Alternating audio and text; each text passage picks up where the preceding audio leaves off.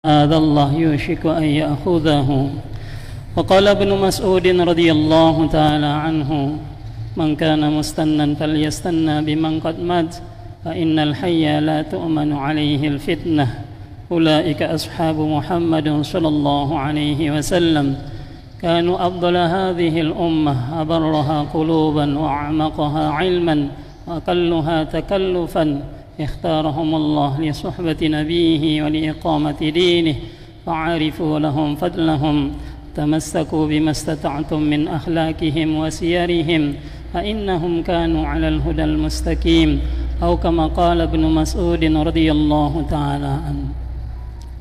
Hadirin yang dimuliakan oleh Allah Subhanahu wa taala, sungguhnya kejayaan, kemuliaan, keselamatan manusia di dunia dan di akhirat ada dalam agamanya Allah Subhanahu wa taala. Sejauh mana kita ini mengamalkan agamanya Allah Subhanahu wa taala dengan cara baginda Nabi sallallahu alaihi wasallam, maka sejauh itulah kemuliaan yang akan kita dapatkan di dunia ini, lebih-lebih di akhirat nanti. Namun kurang sempurnanya diri kita di dalam mengamalkan agamanya Allah Subhanahu wa taala, maka kurang sempurna pula kebahagiaan yang akan kita dapatkan di dunia ini, lebih-lebih di akhirat nanti. Hadirin yang mulia, ini merupakan suatu sunatullah, keputusan Allah. Walan tajida li sunnatillahi tabdila, kalian tidak akan menjumpai keputusan Allah itu berubah. Walan tajida li sunnatillahi tahwila, kalian tidak akan menjumpai keputusan Allah itu berubah. Sebagaimana burung, bahagianya burung ini ada di alam yang bebas. Kalaulah burung ini kita tangkap, kita taruh di sangkar, sekalipun berupa sangkar emas, tetap burung itu mau keluar. Kenapa? Karena di situ bukan tempat kebahagiaannya. Begitu pula bahagianya ikan, ini ada di air. Bila mana keluar dari air, maka akan menemukan kesengsaraan. Bapak hadirin yang dimuliakan oleh Allah SWT, bahagia itu tidak ada hubungannya dengan pangkat jabatan yang tinggi. Kalaulah kebahagiaan itu ada hubungannya dengan pangkat jabatan yang tinggi, tentu sekali Fir'aun laknatullah alaih yang paling bahagia. Sampai ia mengatakan, ana rabbukumul a'la, saya ini adalah Tuhan kalian yang paling tinggi. Namun tidak taat perintah Allah, maka Allah SWT hinakan. Begitu pula kebahagiaan tidak ada hubungannya dengan harta benda yang banyak. Kalaulah kebahagiaan itu ada hubungannya dengan harta benda yang banyak, tentu sekali Qarun laknatullah alaih yang paling bahagia. Namun Qarun laknatullah alaih tidak taat perintah Allah, Allah sengsarakan. Ini cerita kisah ini sebagai pelajaran untuk umat ini sampai ila yaumil qiyamah. Bahagianya diri kita ini sejauh mana diri kita ini mentaati perintah Allah, maka sejauh itulah kebahagiaan yang akan kita dapatkan di dunia, lebih-lebih di akhirat nanti. Ini sunatullah, keputusan Allah. Kalian tidak akan menjumpai keputusan Allah itu berubah. Bapak hadirin yang dimuliakan oleh Allah SWT, dari sekian jutaan miliaran manusia, alhamdulillah diri kita ini dikaruniai iman oleh Allah SWT. Iman ini ya Pak hadirin yang mulia sebagai syarat orang itu akan ke syurganya Allah SWT. Iman itu sebagai syarat amal kita akan diterima di sisi Allah SWT. Iman itu sebagai syarat orang itu tidak akan kekal dalam nerakanya Allah SWT. Hadirin yang dimuliakan Allah SWT, innallaha la yazlimu mu'minan hasanatan yu'ta biha fid dunya wa yujza biha fil akhirah. Wa ammal kafiru fayut'amu bihasanati ma amila biha lillah fid dunya hatta idza afdha ila al akhirah lam takun lahu hasanatan yujza biha. Allah SWT tidak menzalimi hambanya yang beriman. Bila mana hambanya yang beriman ini berbuat baik di dunia ini, maka Allah SWT akan ganti di dunia ini berupa keberkahan-keberkahannya. bahkan penggantian yang lebih baik nanti di akhirat ya Allah SWT, bahkan ajran azima, pahala yang besar Allah SWT telah janjikan.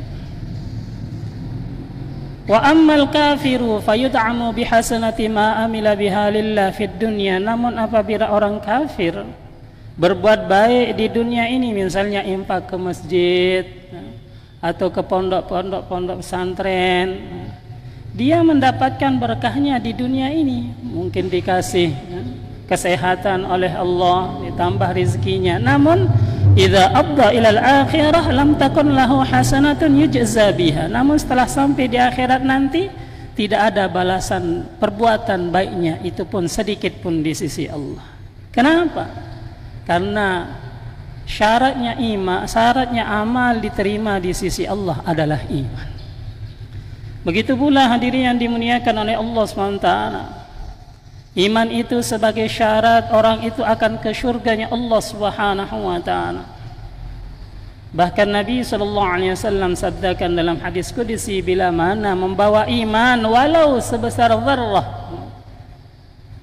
iman kita bawa menghadap kepada Allah, maka iman ini akan diganti oleh Allah dengan surga yang luasnya 10 kali lipat dunia ini.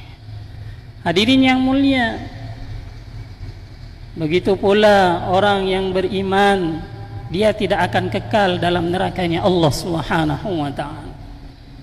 Kenapa hadirin yang mulia? Innal ladzina kafaru min ahlil kitab wal musyrikin fi nari jahannam khalidina fiha. Orang kafir itu akan kekal dalam nerakanya Allah Subhanahu wa taala. Na'udzubillah, bila mana lahir dalam keadaan iman, masa mudanya dalam keadaan iman, namun di akhir hayatnya dalam keadaan su'ul khatimah, na'udzubillah, khalidan mukhalladun finnar, kekal dalam nerakanya Allah Subhanahu wa ta'ala.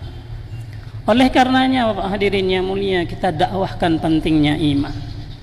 Terus latihan membicarakan keagungan Allah, kebesaran Allah, dan doa kepada Allah SWT supaya diri kita ini mati dalam keadaan husnul khatimah, mati membawa iman kepada Allah Subhanahu wa taala. Hadirin yang dimuliakan oleh Allah Subhanahu wa taala, sehingga dikatakan la ilaha illallah itu adalah kalimah iman, Muhammadur Rasulullah adalah kalimah amal. Kalau kita beramal ikut contoh Rasulullah sallallahu alaihi wasallam, kok beramal ikut contoh baginda Nabi, maka amal itu akan menjadi amal saleh. Tetapi kok beramal tidak ikut cara Rasulullah SAW, bukan beramal saleh namanya, tetapi beramal salah. Maka Bapak hadirin yang mulia, kita yakin 100% bila mana kita ikuti sunnah baginda Nabi SAW, maka pasti mulia hidup kita dunia dan akhirat. Dan yakin 100% bila mana kita ini keluar dari jalan hidup baginda Nabi SAW, pasti sengsara hidup kita dunia akhirat. Kenapa Pak hadirin yang mulia? Satu sunnah lebih berharga daripada 7 petala langit dan 7 petala bumi. Laula kalamma khalaqtul aflak khalaqtuka li ajli wa khalaqtu syai' li ajlika. Sekiranya tidak diciptakan baginda Nabi sallallahu alaihi wasallam, ma khalaqtu arsyan wala kursiyan wala samaan wala ardan wala lailan wala naharan. Semesta alam ini tidak akan diciptakan oleh Allah SWT. Khalaqtuka li ajli, aku ciptakan engkau karena ketinggianku, firman Allah. Wa khalaqtu syai' li ajlika, dan aku ciptakan segala sesuatu karena ketinggian baginda Nabi sallallahu alaihi wasallam. Sehingga sejauh mana sunnah dalam kehidupanmu, maka sejauh itulah keberkahan hidup kita. Hadirin yang dimuliakan Allah SWT, bahkan Nabi SAW sabdakan, man tamassaka bi sunnah inda fasadi ummah falahu ajru mi'ati syahid, wa fi riwayatin falahu ajru syahid. Barang siapa yang berpegang teguh dengan sunnah baginda Nabi SAW, misalnya masuk masjid kok pakai kaki kiri, keluar lagi supaya naik masjid dengan kaki kanan. Baca doa Allahumma aftahli abwaaba rahmatik, berpegang teguh dengan sunnah baginda Nabi SAW, Kok masuk WC kok pakai kaki kanan, keluar lagi supaya masuk pakai kaki kiri. Berpegang teguh dengan sunnah baginda Nabi sallallahu alaihi wasallam, falahu ajru mi'ati syahid, maka baginya 100 pahala mati syahid. Sedangkan satu orang mati syahid niki, yaitu darahnya belum bersentuhan dengan tanah, seluruh dosanya dimaafkan oleh Allah Subhanahu wa taala. Oleh karenanya Bapak hadirin yang mulia, kita dakwahkan pentingnya sunnah supaya ada jazbat, ada semangat untuk mengamalkan sunnah baginda Nabi sallallahu alaihi wasallam. Kemudian terus latihan menghidupkan sunnah baginda Nabi sallallahu alaihi wasallam. Misalnya kita selesai makan, kita baca doa, alhamdulillahilladzi at'amani hadzal ta'am wa razaqanihi min ghairi haulin minni wala quwwah ghufira lahu ma taqaddama min dhanbi. Kita makan saja, ikut sunnah, baca doa, selesai makan seperti doa tadi, maka seluruh dosa kita yang sudah lewat akan diampuni oleh Allah Subhanahu wa taala. Misalnya keluar rumah, bismillah, tawakkaltu 'ala Allah, la haula wala quwwata illa billah, kufita wa wukita wa hudita wa tanaha anhu syaitan. Kita keluar rumah baca doa, ikuti sunnah bagi